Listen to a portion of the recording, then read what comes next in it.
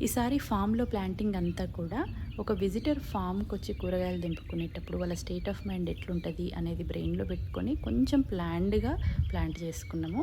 అందులో భాగంగానే ఇక్కడ చూస్తున్నారు కదా! ఈ దొండ చెట్లు ఒకటే లైన్‌లో కాకుండా ఇట్లా 2 లైన్‌లలో పక్కపక్కనే పెట్టినాము. ఈ ట్రెల్లిస్‌లో ఇప్పుడు మీకు చెట్లు చిన్నగున్నాయి కాబట్టి పెద్దగా ఏం షేడ్ ఉన్నట్టు కనిపిస్తలేదు. కానీ 2, 3 వారాలలో ఈ తీగలు మొత్తం కమ్ముకొని పోతాయి. అప్పుడు ఎట్లుంటది అంటే మధ్యలో నడుచుకుంటూ పోతుంటే 2 దిక్కుల ఆకుపచ్చ గోడ లెక్క ఉంటది. ఒకటి కళ్ళకి చూస్తానికి చాలా అందంగా ఉంటది. అండ్ రెండోది మంచి షేడ్ గూడా ఉంటది. సో, ఆ జూలై, ఆగస్ట్ ఎండలల్లో వాళ్ళొచ్చి ఇక్కడ కూరగాయలు తెంపుకుంటుంటే ఫ్రస్ట్రేట్ అవ్వకుండా ఆల్రెడీ ఎండ అండ్ రకరకాల చీమలు, దోమలు, పురుగులు, బీస్ ఇయన్నీ ఉంటాయి గదా!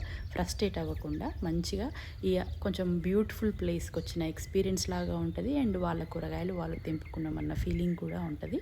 అందుకోసమే ఈ దొండ చెట్లని ఇప్పుడు ఇట్లా 2 దిక్కులా వాల్ లాగా వచ్చేటట్టుగా పెట్టినాం.